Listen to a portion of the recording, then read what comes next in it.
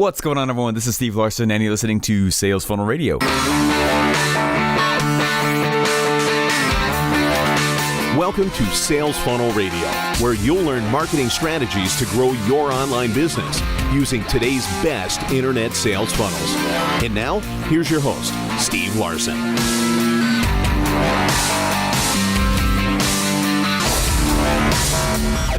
How you guys doing? Hope everyone's doing great. It is barely 5 a.m. here. I set the alarm for 4 a.m., but I slept in a little bit. So anyway, it's a Saturday though, and a lot of you guys will be like, "What the heck are you doing up so early, Steven?" Well, number one, my brain works too fast.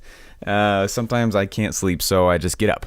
But number two, the real reason is because today, I'm not sure totally if I'm supposed to talk about this, but I'm actually really, really excited. Today, what's going to happen is one of my buddies, you guys all know him. I actually interviewed him probably several dozen episodes ago.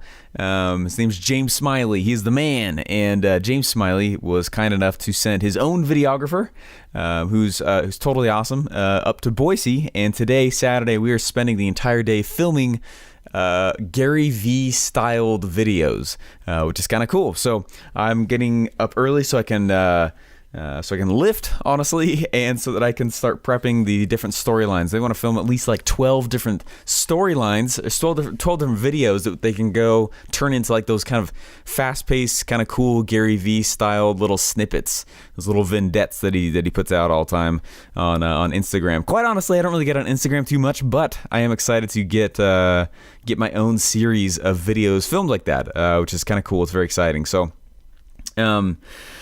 I'm going through my podcast, and guess what I'm doing? I am hacking my own self, meaning I'm going through my podcast and looking at all the stats, seeing which ones resonated with people the most. And those are the ones that will be turned into awesome videos, you know? And so just so you know, like, that's the process.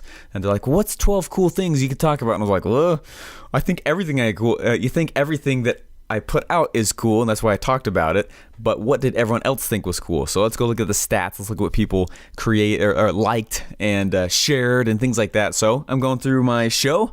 I use a software called Libsyn, which I talked about in episode 60 and 61 if you want to learn more about how I podcast.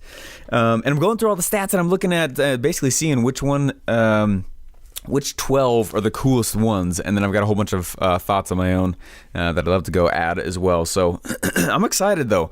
I'm supposed to bring a whole bunch of different changes of clothes as we continue to move around Boise to different locations that are undisclosed. I have no idea where we're going today. I have no idea really what we're doing, but I'm just pumped. I'm excited about it. I'm extremely honored that to be able to do it, and it's just it's gonna be fun. It'll be cool.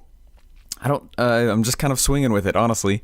But to have 12 different videos and stuff like that, like the thing that I have a hard time with is that I am so anti, like, not professionalism. There's certainly an awesome thing that comes with trying to be professional, but it's when it puts you, it's when it makes you put so much starch on your shirt that you can't be your own personality. You know what I mean? Like, I'm trying to wake up right now. I'm not going to lie. I probably should not have started podcasting, but I don't want to come across in these videos in a way that it's like, hey, Steven's getting pre-framed and pitched and framed as if he's this pro guy, and it's like, I don't look at myself like that. I don't look at myself like that. I don't look at myself as like this I don't know. It's weird. I feel like drinking your own Kool-Aid can really kill you. You know what I mean? And it's something that I've seen many times. Especially with where my job has been for the last 2 years, sitting next to Russell Brunson, so it's something that we'll see, not from him ever, but like we'll see other people in different communities and things like that start to drink their own Kool-Aid. And it's like, and the moment you start doing that, you start to try to distance yourself from your own audience. And when you start to distance yourself from your own audience, guess what happens? They leave you. Why would I try and act like I'm someone I'm not? Like, anyway, so that's actually my biggest fear with this thing. So anyway, I'm excited though. It'll be awesome. Hey, the whole purpose of this podcast today, though, is something interesting that was brought up. I was at ClickFunnels HQ, and I don't think anyone really touches the ground there. Everyone just kind of floats and glides around. But I can't remember what I was doing. I think I was grabbing like a drink from the conference room or something like that, or the event room. And I was walking back in, and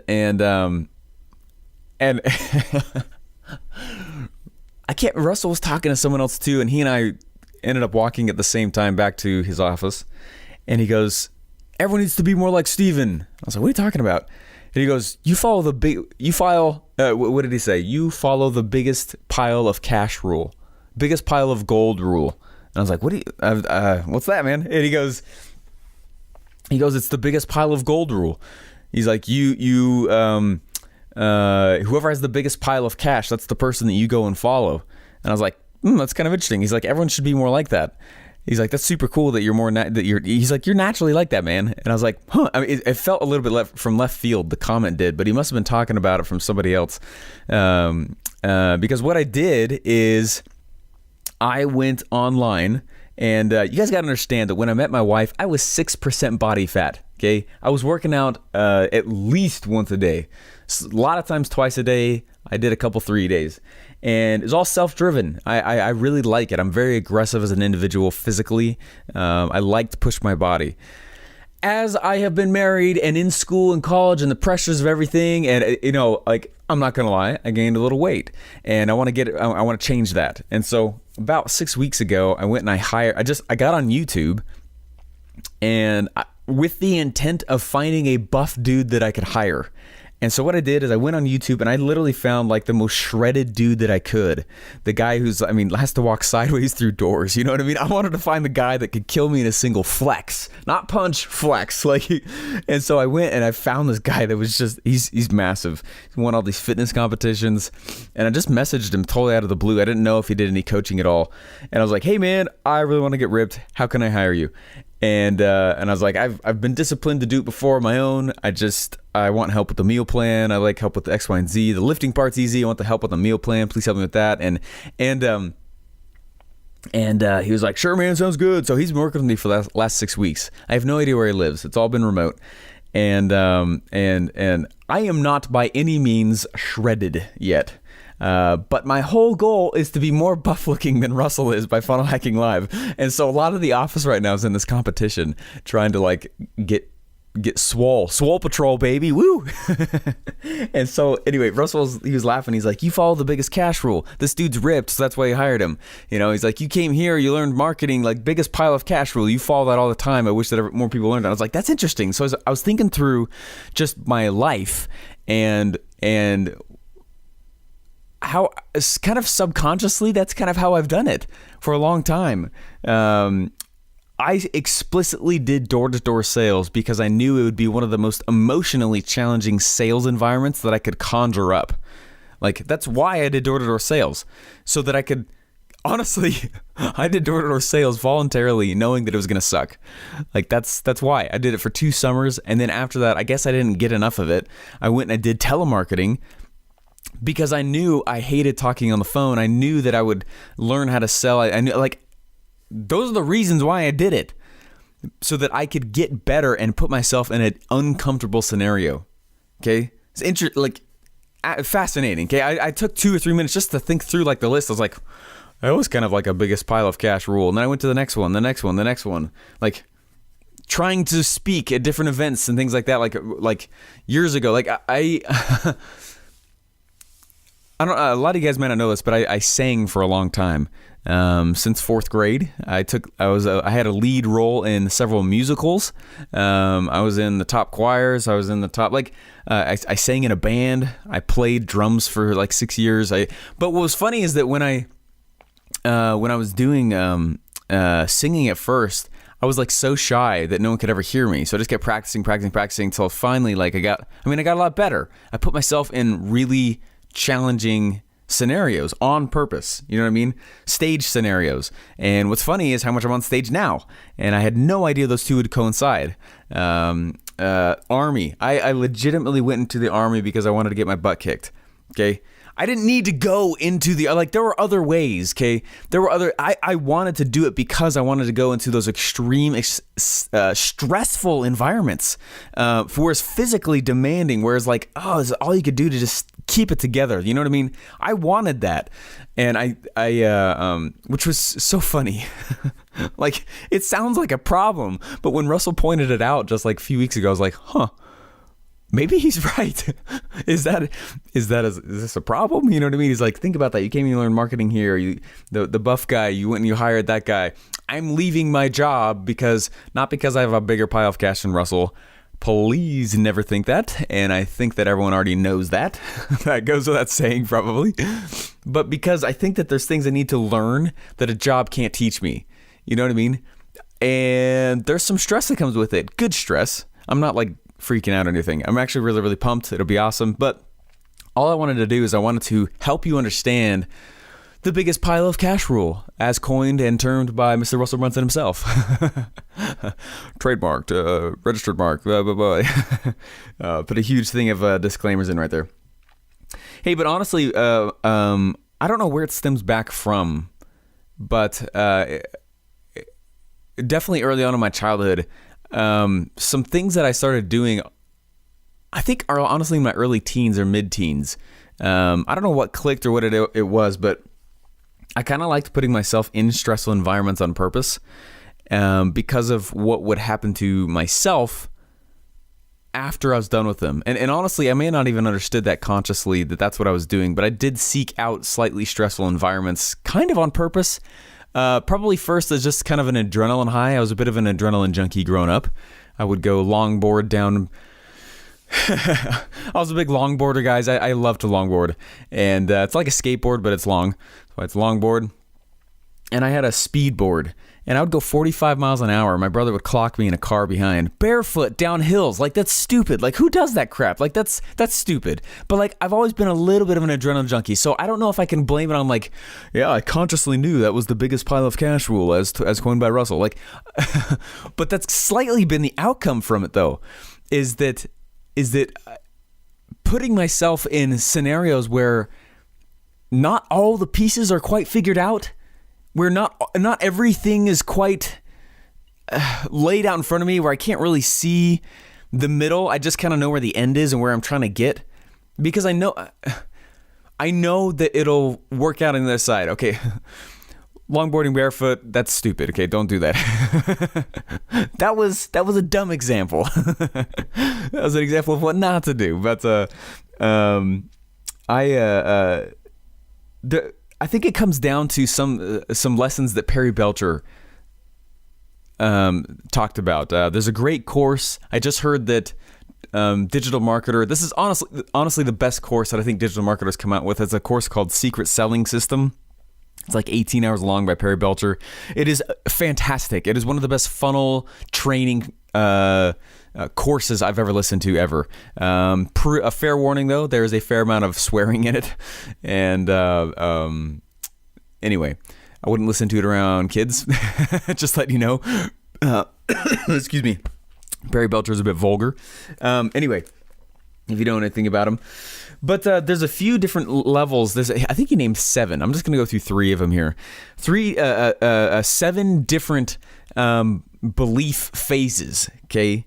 These are different phases that an individual has to go through in order to make a sale. And you think about what you're doing to yourself, too, as you start to follow, if you want to, the biggest pile of cash rule, right? And I was thinking through, like, that's interesting because it really is following that same thing. Instead, I'm just selling myself, which is why I go through those scenarios on purpose, like you know, pre thought out, whatever that term is. And one of the very first phases of this is that a person needs to go through and ask themselves, okay, this guy's got this cool product. Is this possible at all? Meaning not for anybody, but like, can I see this product working at all? Right, for anybody. And if the answer to that question is yes, they can kind of move on to the next question, which is, okay, if it's possible for other people, and in general, is it possible for me? Right? That's kind of like one of the next. There's a whole bunch of in between steps. I can't remember all of them. This is the basic premise though, and honestly, the same effect comes from these 3 in my opinion. So these are the 3 also. Okay.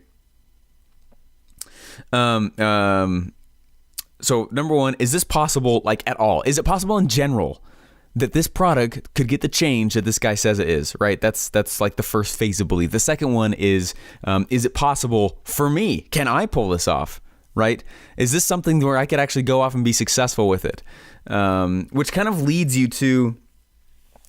me honestly to the third thing, or and honestly the place that you want to stay if you're going to follow the biggest pile of cash rule. Meaning whoever has the biggest pile of cash, whether that's money or some kind of result or whatever it is, those are the people you go learn from, right? If you're going to try and learn funnel building, go find a freaking awesome funnel builder who's built a ton of them, right?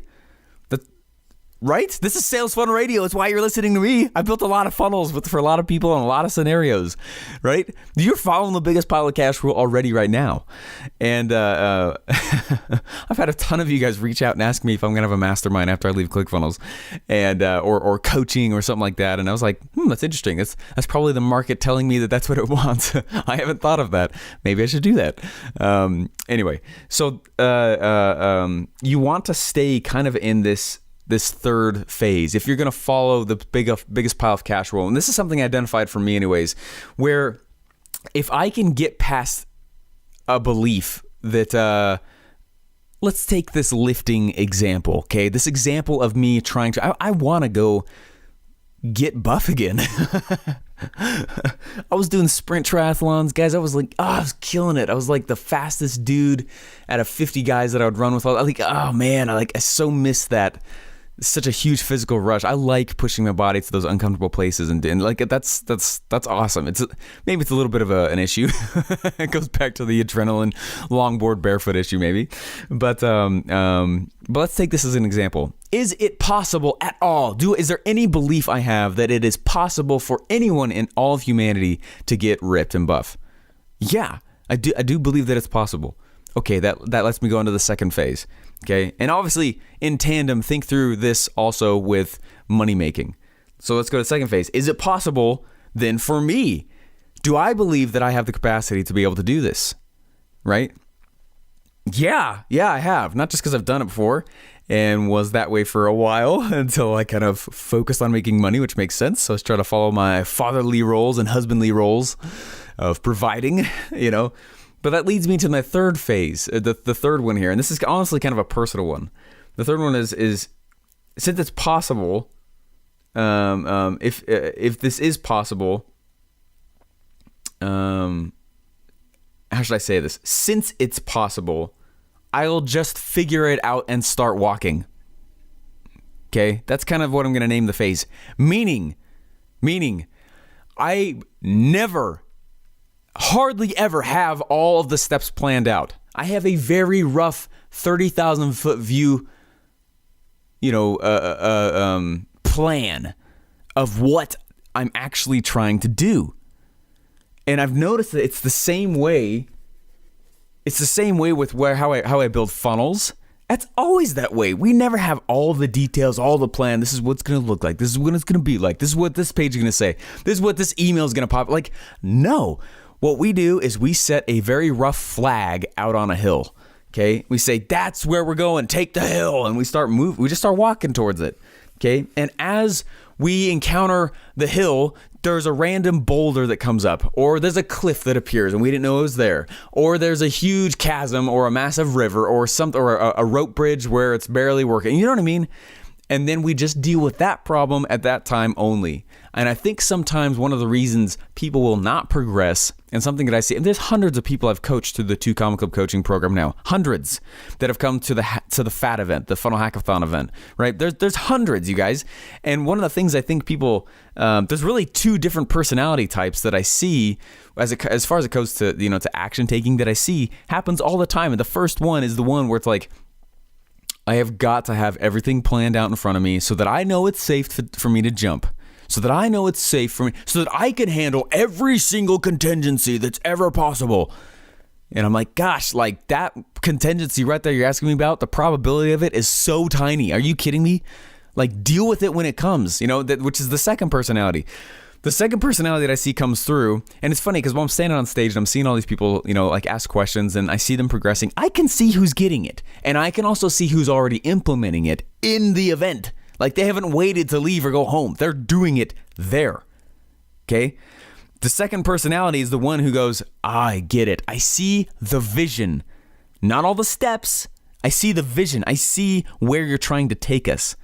Okay? Therefore, I will fill in all the gaps that I personally can because I know that my success is not on your shoulders, Stephen. Does that make sense? What I've seen too is that like when someone hasn't taken action but they've got everything filled out, they've got all the pieces, they've got all these pieces together, they've got all the little parts and all the... A lot of times what ends up happening is they're looking for another thing that they think they need in order to distract themselves from getting started. They're looking for excuses to not buy into the process. Okay? I am begging you to not fall into that trap. Okay? And if you want to follow the biggest pile of cash rule, you can't fall into that trap because you will not have all the answers and you will never will. Okay? Entrepreneurship is one big answering game after another. Another question every day you wake up. Guys, I can't tell you how many times I sit down for my own personal business and I'm like, crap, I don't even know what to build next, or I don't even know what to do next, or what's the next step here. Nobody's giving me a to-do list. No one's giving Russell a to-do list. No one's sitting down. He's going, okay, what do I got to do today? Right? Who's got that list for me? You know what I mean? He's sitting down and he's saying,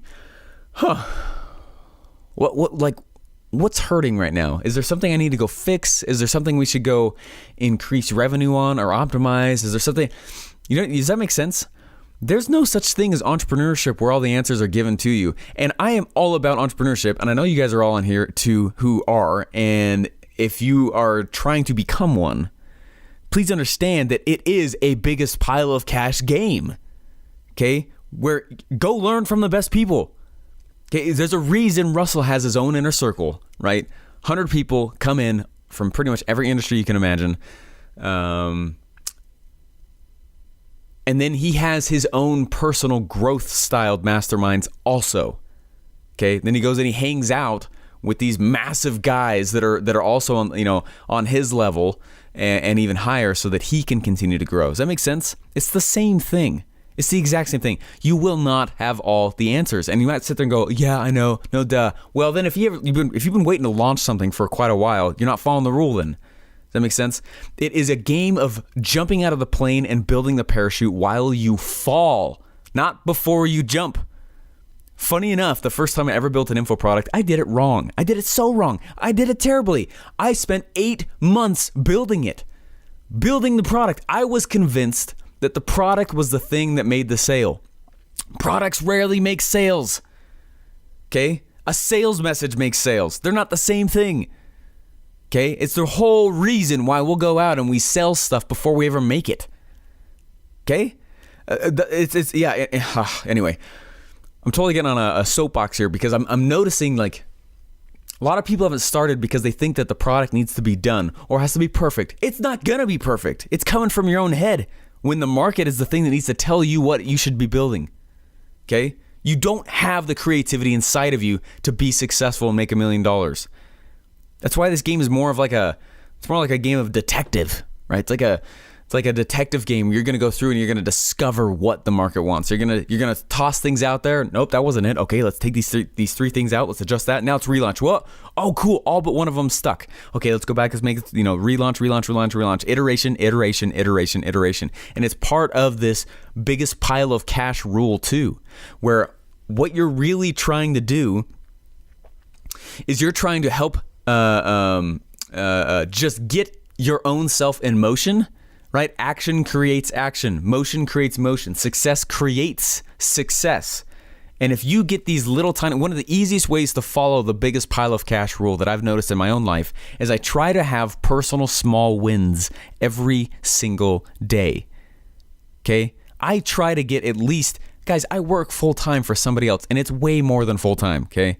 Way more than a 9-to-5 job. Okay. It's fun because in the last 2 months here, Russell's like, dude, could we just do a normal 9-to-5 schedule? And I was like, yeah, we've never really done that. That actually sounds really nice. It's the holidays coming up. We're just killing ourselves. You know what I mean? But none of this, you're not going to have any success at all if you have to have all the pieces together. That's basically what I'm trying to say.